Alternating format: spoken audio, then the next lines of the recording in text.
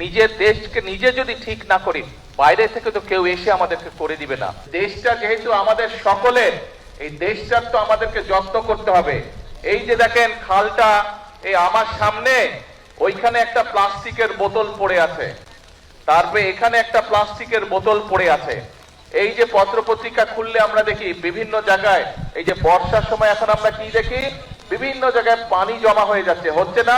সেটি শহরেই হোক, গ্রামেই হোক, বিভিন্ন খাল বিল এগুলা বন্ধ হয়ে গেছে, পানি যেতে পারছে না ঠিকভাবে। এইটা দেখি না আমরা, এই সমস্যা হয় না?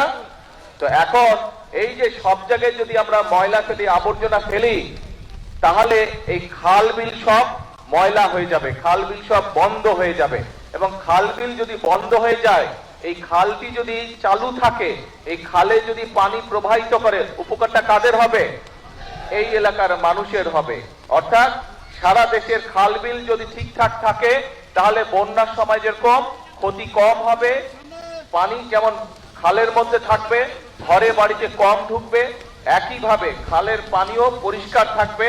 যদি আমরা খালের যত্ন নেই, আমাদের নদীগুলোর যত্ন নেই, সেই পানি তো আমরাই ব্যবহার করি। তো সেই জন্য আপনাদের সকলের কাছে আমার অনুরোধ থাকবে, এই রাস্তা দিয়ে আসার সময় দেখলাম যেখানে সেখানে বাজার আছে, সেইখানে বিভিন্ন রকম কাগজ পত্র, পলিথিন, প্লাস্টিকের ব্যাগ, বিভিন্ন জিনিস পড়ে, প্লাস্টিকের বোতল পড়ে পরিবেশটা একদম নষ্ট হয়ে যাচ্ছে। পরিবেশ যদি নষ্ট হয়ে যায়, তাহলে ক্ষতিটা কার হবে বলেন তো? কারণ এই যে ঢাকা শহরে গেলে এই বিভিন্ন পরিবেশের কারণে ধোঁয়া, গাড়ির ধোঁয়া, ট্রাকের ধোঁয়া, ইঞ্জিনের ধোঁয়া, এই ময়লা, মানুষের শ্বাস নিতে কষ্ট হয়। এই গ্রামে আসলে তাও কিছুটা ভালো লাগে, তাও কিছুটা বুক ভরে শ্বাস নেওয়া যায়। কিন্তু এই আবর্জনা দিয়ে যদি সব জায়গায় ভরে যায়, তাহলে তো পুরো দেশের পরিবেশ নষ্ট হয়ে যাবে। তখন ছোট বড় সব মানুষের ক্ষতি হবে, শ্বাস নিতে কষ্ট হবে, শ্বাসজনিত বিভিন্ন রকম অসুখ বিসুখ হবে। আপনাদের সকলের কাছে আমার আহ্বান, এবং এখানে আজকে মিডিয়ার ভাইরা আছেন, ভাই বোনেরা আছেন, তাদের মাধ্যমে আমি সমগ্র দেশের মানুষকে অনুরোধ করব, আসুন আমরা চেষ্টা করি যেখানে সেখানে আবর্জনা যেন আমরা না ফেলি। আমাদের কোন একটা ব্যবহার্য জিনিস, ব্যবহারের প্রয়োজনীয়তা ফুরিয়ে গেল, পানি খেলাম, পানির বোতলটা খালি হয়ে গেল, আমরা যেখানে সেখানে ফেলে দেই। কোন একটা প্যাকেটে করে আমরা কিছু নিয়ে যাচ্ছি, জিনিসটা যখন বের করলাম, প্যাকেটটার প্রয়োজনীয়তা ফুরিয়ে গেল, আমরা প্যাকেটটা যেখানে সেখানে ফেলে দিচ্ছি। এতে করে আমাদের পরিবেশটা নষ্ট হয়ে যাচ্ছে। পরিবেশটা নষ্ট হয়ে গেলে আলটিমেটলি ক্ষতিগ্রস্ত হচ্ছে আমরা, ক্ষতিগ্রস্ত হচ্ছে, পরবর্তীতে আমাদের সন্তানেরা ক্ষতিগ্রস্ত হবে। আসুন আমরা যদি নিজের ঘর নিজে পরিষ্কার না রাখি, নিজের দেশকে নিজে যদি ঠিক না করি, বাইরে থেকে তো কেউ এসে আমাদেরকে করে দিবে না। আমরা যখন ছবিতে দেখি, টেলিভিশনে বা অন্য জায়গায় যখন অন্য অন্য দেশের ছবি দেখি, আমরা মাঝে মাঝে বলি না, আহা ওদের রাস্তাঘাট কি পরিষ্কার, কি সুন্দর, বলি আমরা মাঝে মাঝে, মনের মধ্যে আসে না এই কথাটা? আসে এই কথাটা। কিন্তু ভাই, ওদের দেশের রাস্তাঘাট তো ওরাই পরিষ্কার করে রাখে, এই অন্য জায়গা থেকে তো মানুষ গিয়ে করে না, তার দেশ সেই সুন্দর করে রাখে। আসুন না, আমাদের দেশটাকে যদি সুন্দর করতে হয়, তাহলে আমাদের সবাইকে চেষ্টা করতে হবে। আপনাদের বাড়িতে, একটা বাড়িতে যদি 5-7 জন মানুষ থাকে, আপনার পরিবারে তো 5-7 জন মানুষ থাকে না? এখন একজন মানুষ যদি সারাদিন বাড়ি পরিষ্কার করে, আর বাকি 5-7 জন মিলে যদি সারাদিন ময়লা করে, ওই বাড়ি পরিষ্কার রাখা সম্ভব? ঘর পরিষ্কার গুছিয়ে রাখা সম্ভব? তো দেশটাও তো ঘরের মতনই।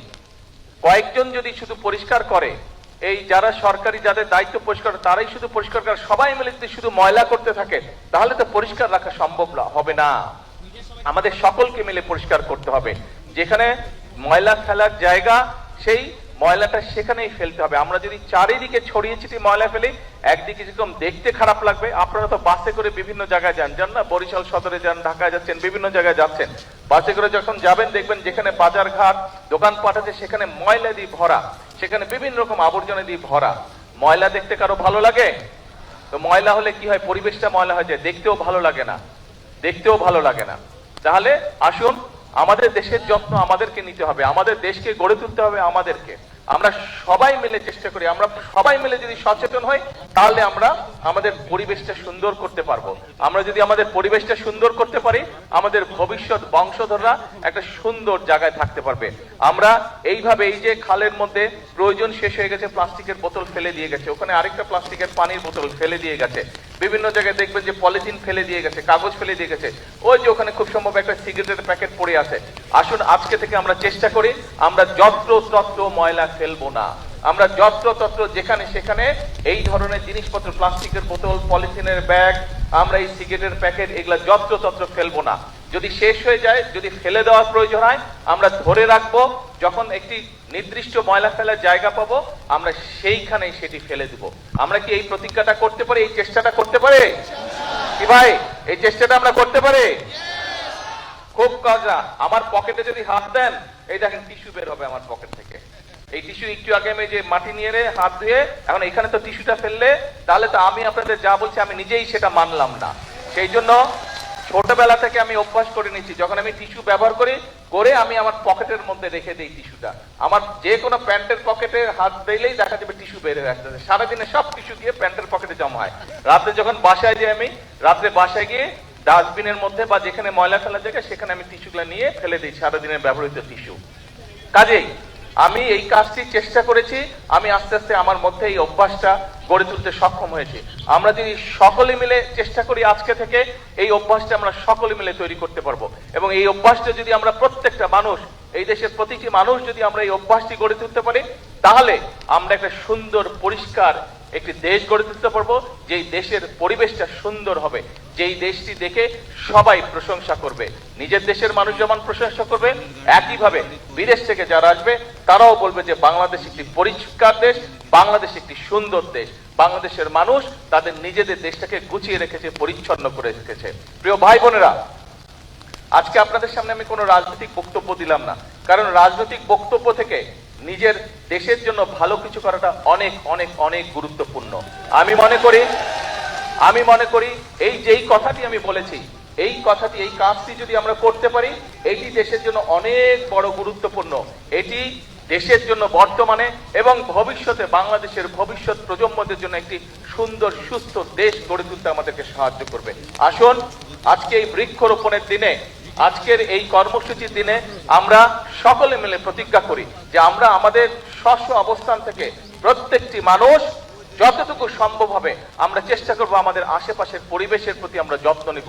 আমরা চেষ্টা করব আমাদের আশেপাশের ঘর বাড়ি রাস্তাঘাট যতটুকু সম্ভব আমরা আমাদের অবস্থান থেকে আমরা চেষ্টা করব সেই পরিবেশটিকে রক্ষা করার জন্য, পরিবেশটিকে পরিষ্কার রাখার জন্য, পরিবেশটিকে সুন্দর রাখার জন্য। আপনাদের কাছে এই প্রত্যাশা রেখে আমার বক্তব্য শেষ করছি। আল্লাহ হাফেজ।